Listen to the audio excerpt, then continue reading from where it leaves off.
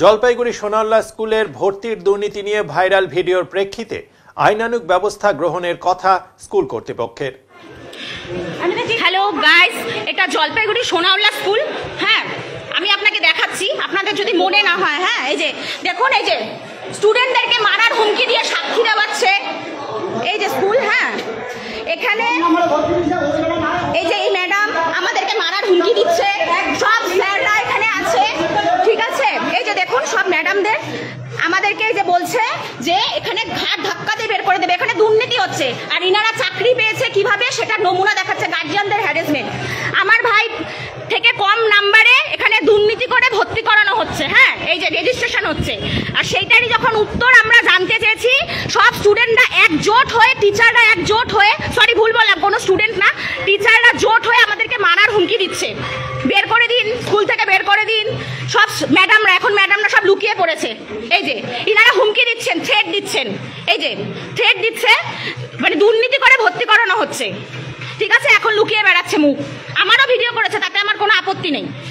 কম নাম্বারে স্টুডেন্টদের ভর্তি করানো হচ্ছে, আর যারা মানে কিভাবে হচ্ছে, তাহলে দুর্নীতি হচ্ছে এখানে। জলপাইগুড়ি সোনারলা স্কুল, এই যে দেখে নিন হেড স্যার। আর এই যে যারা এই যে বড় বড় এত কথা বলছে, যে অপমান করছে গার্জিয়ানদের, বলছে ধাক্কা দিয়ে বের করে দিবে। গার্জিয়ান তোলা হয়ে গেছে, গায়ে হাত দেবেন না। এই যে গায়ে হাত দিচ্ছে, দেখুন, এই যে গায়ে হাত দিল, ক্যামেরা চেক করুন, গায়ে হাত দিল। কত বড় সাহস, কত বাজে ব্যবহার এই স্কুলের টিচারদের। দেখুন, দেখলেন তো গায়ে হাত দিল। যে উনি আমার পরিচিত না, তো উনি আমার গায়ে হাত দিয়ে কথা বলতে পারে না। আপনিও গায়ে হাত দিয়ে, আমি গায়ে হাত দিইনি। কার গায়ে হাত দিয়েছি? ও বাবা, তাই নাকি? দেখার ভিডিও আছে। সোনারলা স্কুলে জালিয়াতি হচ্ছে। হ্যাঁ, স্টুডেন্টদের কম নাম্বারে ভর্তি নেওয়া হচ্ছে, টাকা নিয়ে, নেতা মন্ত্রী সাহায্য নিয়ে, কিন্তু আমার ভাইকে নেওয়া হচ্ছে না। করেন ভিডিও, আগেও করা হচ্ছে, যে কি সব ভাষাগুলো বলেছে সেগুলো আপনাদের ভয় পাই না তো? আমি আপনাদের ভয় পাই না তো? আপনারা সেদিন চাকরির জন্য গেটের সাথে ধর্ণা দেন, না গার্জিয়ানদের সাথে, স্টুডেন্টদের সাথে এরকম ব্যবহার করেন।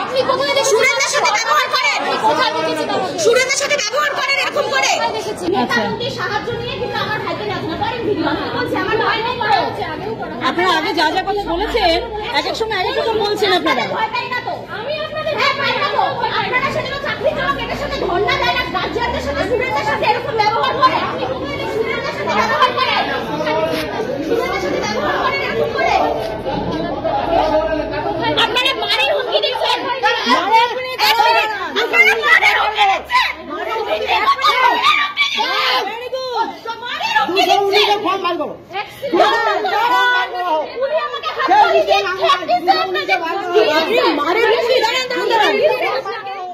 জলপাইগুড়ি সোনারলা হাই স্কুলে ঢুকে প্রধান শিক্ষক সহ অন্যান্য আরও সহশিক্ষক শিক্ষিকাদের সাথে অশালীন আচরণ ও সমাজ মাধ্যমে তা লাইভ করার অভিযোগে আইনানুগ ব্যবস্থা গ্রহণের সিদ্ধান্ত স্কুল কর্তৃপক্ষের। শনিবার সাংবাদিক সম্মেলন করে এই সিদ্ধান্তের কথা জানান স্কুলের পরিচালন সমিতির সভাপতি গৌতম দাস। অপরদিকে যার বিরুদ্ধে ওঠা এই অভিযোগ, তিনি জানিয়েছেন যথার্থ কারণেই ওটা লাইভ করা হয়েছে। স্কুল কর্তৃপক্ষ তাদের মতো আইনি পদক্ষেপ গ্রহণ করতেই পারেন, প্রয়োজনে আমরাও সেই পথে যাব। উল্লেখ্য, গতকাল স্কুলে ঢুকে ছাত্রদের ভর্তি প্রসঙ্গ তুলে দুর্নীতির অভিযোগ এনে ফেসবুক লাইভ করেছিলেন শহরের বাসিন্দা অর্পিতা ঘোষ। সাথে সাথেই ভাইরাল হয় সেই ভিডিও। এই খবর লেখা পর্যন্ত ওই পোস্টের ভিউ সংখ্যা লক্ষাধিক ছাড়িয়েছে। স্কুল কর্তৃপক্ষের দাবি, নিয়ম অনুযায়ী ভর্তি প্রক্রিয়া চলছে। যেভাবে স্কুল কর্তৃপক্ষকে দায়ী করে ওই মহিলা ভিডিও ভাইরাল করেছেন, তা অত্যন্ত নিন্দনীয় এবং সর্বত মিথ্যে। এদিন গৌতমবাবু বলেন, গতকাল স্কুলে ঢুকে যেভাবে শিক্ষক শিক্ষিকাদের সাথে অশালীন আচরণ করা হয়েছে, তা অত্যন্ত দুর্ভাগ্যজনক। ওই মহিলা তার ভাইয়ের ভর্তির জন্য এসেছিলেন, কিন্তু স্কুল কর্তৃপক্ষ তাকে ভর্তি নেবে না এই অভিযোগ তুলে লাইভ করতে শুরু করেন। কিন্তু এই অভিযোগ সম্পূর্ণ ভিত্তিহীন এবং মিথ্যে। স্কুলে একাদশ শ্রেণীর ভর্তির প্রক্রিয়া চলছে। বিশেষ করে যারা এই স্কুলের পড়ুয়া, তাদের প্রত্যেককেই ভর্তি নেওয়া হবে, কিন্তু ফেসবুক লাইভ করে এর মিথ্যে অপপ্রচার করা হয়েছে। ওই পোস্টে অনেকেই কোনো খোঁজখবর না নিয়ে বিরূপ মন্তব্য করেছেন। ইতিমধ্যেই জলপাইগুড়ি কোতোয়ালি থানায় স্কুল লিখিত অভিযোগ করেছে। আজ আরও একটি অভিযোগ সাইবার থানায় করা হচ্ছে। যিনি ওই পোস্ট করেছেন, তার বিরুদ্ধে যেমন আইনি পদক্ষেপ নেওয়া হবে, তেমনি সঠিক না জেনে যারা বিরূপ মন্তব্য করেছেন তাদের নামও সেখানে দেওয়া হবে। স্কুলের প্রধান শিক্ষক অনির্বাণ সেন বলেন, গতকাল আমি ওই সময় 10ম শ্রেণীর ক্লাস নিচ্ছিলাম। সেখানে আমার সাথে তিনি তর্ক জুড়ে দেন। আমি তাদের অপেক্ষা করতে বলি, কিন্তু কিছুতেই কর্ণপাত করেননি। অন্যান্য শিক্ষিকাদের সাথেও অশালীন আচরণ ও গালিগালাজ করতে থাকেন। এদিকে তার বিরুদ্ধে ওঠা অভিযোগ প্রসঙ্গে অর্পিতা ঘোষ বলেন, গতকাল আমরা ভাইকে ভর্তি করতে স্কুলে যাইনি, আমরা গিয়েছিলাম টিসি আনতে, যেহেতু আমরা ওকে অন্য স্কুলে ভর্তি করাবো। কিন্তু গত 7 দিন ধরে টিসি দেওয়ার নাম করে আমাদেরকে ঘোরানো হচ্ছিল। বলা হয়েছিল সিস্টেমে কোনো সমস্যা রয়েছে, তবে দেখা গেছে অনেক কম নম্বর পাওয়া ছাত্রদেরকেও ভর্তি নেওয়া হচ্ছে। তাহলে একটি দুর্নীতি হচ্ছে, তারই জবাব আমি চেয়েছিলাম। মানুষ যাতে বিষয়টি জানতে পারেন সে কারণেই ওই লাইভ করা হয়েছে। ওনারাও আমার ভিডিও করেছেন, তারা তাদের মতো আইনানুগ ব্যবস্থা গ্রহণ করতেই পারেন, আমিও প্রয়োজনে আইনের দ্বারস্থ হতে পারি। তবে বিষয়টি নিয়ে আমি আর এগোতে চাইছি না, যেহেতু আমি আমার ভাইকে আর ওই স্কুলে ভর্তি করাবো না। গতকাল টিফিনের পর আমি যখন ক্লাস 10-এ যাই, সেই সময় আমাদেরই ছাত্র ছিল এবং তার অভিভাবক এবং তার দিদি বলছিল, তার দিদি আমার ক্লাসরুমে গিয়ে আমার সাথে তর্ক জুড়ে দেয়। এবং মানে তাদের আমি বলি, যেহেতু প্রাক্তন ছাত্র এবং গার্জিয়ান, তাদের আমি বলি ঘণ্টাখানেক বাদে আমার ক্লাস শেষ হলে আমার রুমের সামনে তারা দাঁড়া, আমি তারপরে ওদের সাথে বিষয়টা নিয়ে কথা বলি। কিন্তু তারা কোনো কথাই শুনতে যায় না এবং রীতিমতো সেখানে উচ্চ স্বরে চিৎকার শুরু করে এবং যেটা ঠিক ভাষায় বোঝানো যাবে না। সেই সময়ে যে সমস্ত ম্যাডাম সেখানে ছিলেন, আশেপাশে ক্লাস নিচ্ছিলেন এবং আমার সাথে তর্ক হচ্ছে দেখছে, সেই সময় ম্যাডামরা ছুটে আসে এবং ম্যাডামরা থামানোর চেষ্টা করে, বোঝানোর চেষ্টা করে। আমি সেই সময় উপরে চলে আসি, উপরে এসে অফিসে বসি এবং ম্যাডামরা ওই সময় তাকে বোঝানোর চেষ্টা করে। ম্যাডামদের সাথেও মানে সেই সময় যে ভাষায় কথা বলেছে, যে ভাষায় ম্যাডামদের গালিগালাজ করেছে, তা ভীষণই নিন্দনীয়, এইটুকু আমি বলতে পারি।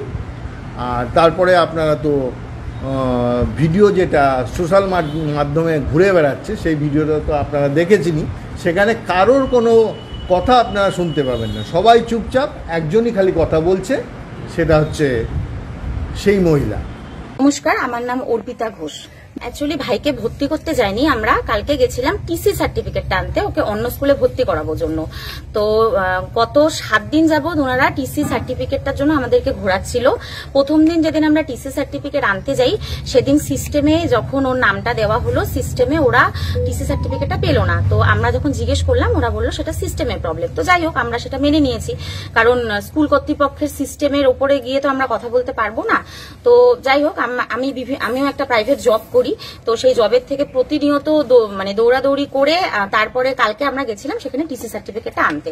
তো আনার পরে সেটা নেওয়ার পরে পাশেই রেজিস্ট্রেশন হচ্ছিল, তখন রেজিস্ট্রেশনের ওখানে শুনলাম আমরা, বা মানে একজন আমার ভাইয়ের যে বন্ধু, ক্লোজ ফ্রেন্ড, সেই বলেছে, আমি কারণ নাম এখানে উল্লেখ করব না, সেই বলেছে আমার ভাইয়ের থেকে কম নাম্বার পাওয়া একজন স্টুডেন্ট ভর্তি হচ্ছে কালকে।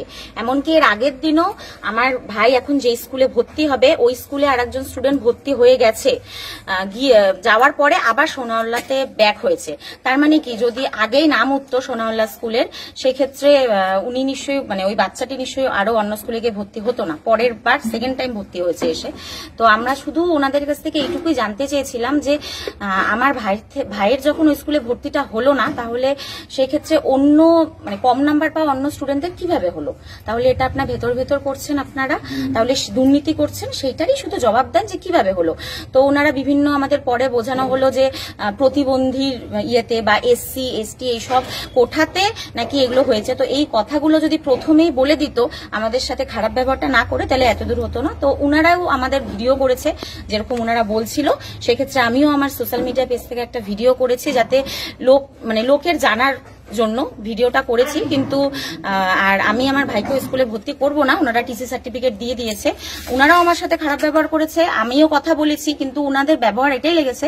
আজকে আমরা একটা স্কুলের হেড টিচারের সাথে কথা বলতে গেছিলাম, হেড টিচার আমাদের সাথে তার কেবিনে বসে কথা বলতে পারতো, কিন্তু সেটা না করে উনি পালিয়ে বেড়াচ্ছিল, মানে উপরে উঠে যাচ্ছিল বা অন্য টিচারদের আমাদের কাছে ফেস করাচ্ছিল। তো যাই হোক, তো আমার ভাইকে যেহেতু স্কুলে ভর্তি করাবো না, তো এই বিষয়টা নিয়ে আমি আর মানে এগোতেও চাইছি না, আমি এখানেই স্থগিত রাখতে চাইছি। কিন্তু শুধু এটাই আমি জনস্বার্থের কাছে তুলে ধরলাম যে মানে ভেতরে ভেতরে এখনো অনেক কিছু দুর্নীতি হয়, যেটা আমরা হয়তো জানি না, যার যেটার প্রতিবাদ করলেই সবাই জানে, সবার কাছে খারাপ হয়, আর প্রতিবাদ না করলেই সবার কাছে ভালো থাকে। তো লিস্ট ওনারা প্রথম থেকে একটাই টানিয়েছে, এটা ওনারা বলছে, কারণ আমার ভাই ক্লাস 1 থেকে 10 অব্দি ওই স্কুলেই পড়ে আছে। এবার আমিও একটা স্কুলের স্টুডেন্ট, কোন স্কুলের নামে বদনাম করে তো আমার বিশেষ কিছু হয়ে যাবে না, আর সেটা আমি চাইও না। কিন্তু ওনারা বলছেন, কিন্তু ওনারা কিন্তু লিস্ট একটাই টাঙিয়েছে। যদি লিস্ট আরো টাঙাতো, সেকেন্ড লিস্ট বা থার্ড লিস্ট, সেক্ষেত্রে আমরাও জানতে পারতাম, তাহলে সেক্ষেত্রে আমার ভাইকেও নিশ্চয়ই অন্য স্কুলে নিতাম না। স্কুল কর্তৃপক্ষ বলছে যে ভর্তির সুযোগ ছিল, রয়েছে এখনো। না, ওনারা কিন্তু ওনারা বলছে, ওনারা হয়তো আপনাদেরকে বলছে, কিন্তু ওনারা তো আমাদের সাথে গার্জিয়ান হিসেবে কোনো সেরকম ভাবে কোঅপারেট করেনি। যদি হেড স্যার কোঅপারেট করতো তাহলে তো মানে এত দূর আসতোই না কথাটা, তাহলে ওনারা নিশ্চয়ই টিসি দিয়ে দিত না, কালকে আমাদের হাতে টিসি সার্টিফিকেটটা, সেটা নিশ্চয়ই দিত না। হ্যাঁ, ওনারা যদি পুলিশে এফআইআর দায়ের করতে চায় করুক, আমাদের কোনো ব্যাপার নেই, আমরাও সেরকম ব্যবস্থা নিতে পারি। কারণ ওদের স্কুলে আমার কাছে ফোন ছিল একটা, ওদের স্কুলে সিসিটিভি ক্যামেরা আরো অনেকগুলো, তো ক্যামেরাতেও যদি ভয়েস না ওঠে, ছবিতেও উঠবে, দেখাই যাবে যে কার সাথে কি করা হয়েছে। একজন আমরাও যে একটা জায়গায় কাজ করি, কেউ যদি আপনার সাথে কথা বলতে আসে, আমি তাকে 10 মিনিট 15 মিনিট বসিয়ে তারপর কথা বলি, আমরাও জানি, কিন্তু উনি কাউকে বলতে পারে না যে আপনি 1-2 ঘন্টা দাঁড়ান, তারপরে আমি কথা বলবো। কারণ আমাদেরও তো কাজ আছে, আমরাও তো সাধারণ মানুষ, এমন তো না যে আমরা সরকারি চাকরি করি না জন্য, প্রাইভেট চাকরি করি জন্য আমাদের সময়ের দাম নেই। তো ওনারা ওনাদের কি করার করুক, আমাদের অসুবিধা নেই, চাইলে আমরাও করতে পারি, কিন্তু আমি এই বিষয়টা নিয়ে আগাতে চাচ্ছি না, কারণ আমার ভাইকে যেহেতু স্কুলে ভর্তিই করব না, তো এই বিষয়টা নিয়ে আগে লাভ নেই, সেজন্য আমি আগাতে চাচ্ছি না। উনি এই ধরনের আচরণ করে চলে যান, আমি তখন অ্যাডভাইস করি যে যা ঘটনা ঘটেছে সেটা একটা কোতোয়ালি থানাতে জানানোর জন্য, এবং পরবর্তীতে স্কুলের পঠন পাঠন বন্ধ হয়ে যায়। ছাত্রদের সামনে ঘটনাটা ঘটেছে, আপনারা নিজেই অনুধাবন করতে পারছেন যে ছাত্রদের সামনে শিক্ষক শিক্ষিকাদের অপমান করাটা স্কুলের পরিবেশের কীরকম ক্ষতি হতে পারে সেটা আপনারা বুঝতেই পারছেন এবং অনুধাবন করতে পারছেন। পঠন পাঠন বন্ধ হয়ে যায়, তখন আমরা একটা কমপ্লেন লজ করি, পুলিশ ইন্টারভেন করে, তারপরে সমাজ মাধ্যমে ওই প্রক্রিয়াটা চলতে থাকে। আমরা সঙ্গে সঙ্গে একটা মিটিং ডেকে দিই। আজকে আমাদের ম্যানেজিং কমিটির মিটিং হলো, আমরা ঠিক করলাম যে ওই সমাজ মাধ্যমে যে মিথ্যা যে কথাগুলো সমাজ মাধ্যমে বলা হয়েছে যে মিথ্যাভাবে ওনাকে অনৈতিকভাবে ভর্তি নেওয়া হচ্ছে না, সেটা সর্বব্যই মিথ্যা। আমি স্কুলের প্রেসিডেন্ট হিসাবে আমি সমস্ত তথ্য এখানে যাচাই করেছি এবং আমরা ম্যানেজিং মানে কমিটির থেকেও যাচাই করেছি এবং প্রত্যেকটা প্রসিডিওর মেনেই ভর্তি হচ্ছে।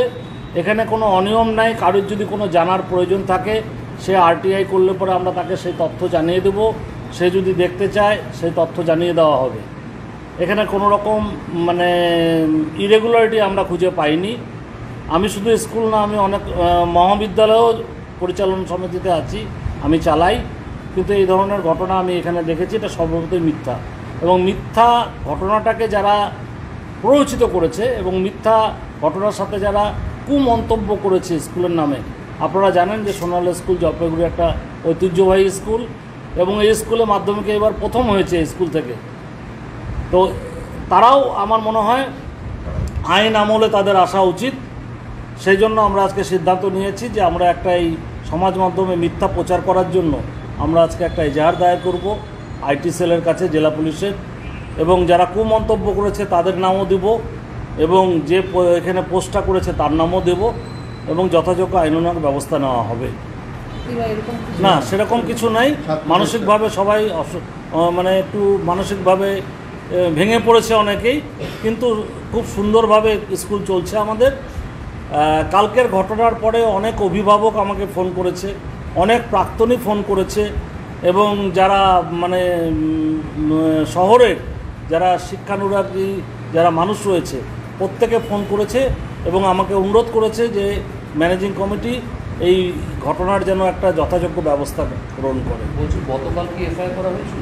গতকালকে আমরা ঘটনার সঙ্গে সঙ্গে একটা এফআইআর করেছি, আর আজকে সমাজ মাধ্যমে মিথ্যা প্রচারের জন্য এবং কিছু মানুষের কুমন্তব্যের জন্য সেটার বিরুদ্ধেও আমরা আইনানুগ ব্যবস্থা নিচ্ছি। স্কুলের পক্ষ থেকে একটা আইনানুগ ব্যবস্থা বললাম যে সমাজ মাধ্যমে সেটাকে ডিলিট করা হয়েছে, মানে এফআইআর পুলিশ কোনো পদক্ষেপ এটা এখন আমরা করব, কিন্তু কালকে যে এফআইআরটা করা হয়েছে সেটা আমরা সঙ্গে সঙ্গেই করেছি। এফআইআর কপিটা কোথায়?